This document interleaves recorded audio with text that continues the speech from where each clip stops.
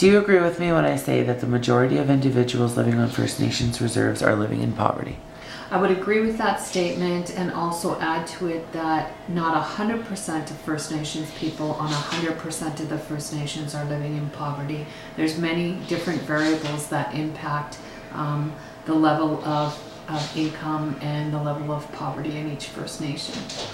As an Aboriginal woman and a professional in the Aboriginal child welfare system, what do you think is one of the main factors contributing to poverty on First Nation reserves? I think there's really two, and they're interconnected, and that's lack of socioeconomic development opportunities as well as remoteness factors. Many of the First Nations through the reserve system are remote, which means that there's not a whole lot of employment opportunity as well as cost of living factors in order to get things as simple as food and hydro become very, very expensive.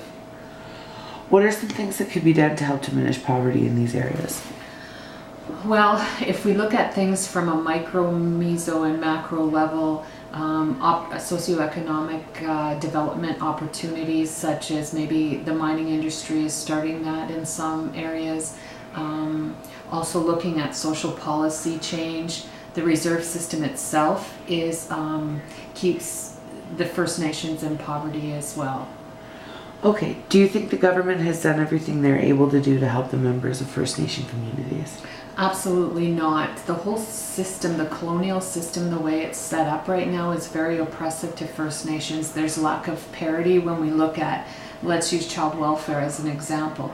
So First Nations Aboriginal child welfare is funded far less than mainstream or Eurocentric child welfare paradigms.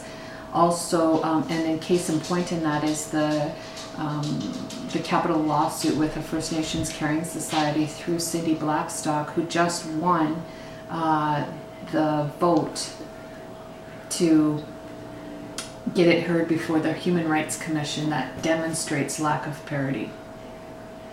What is being done within First Nation communities to end the cycle of poverty?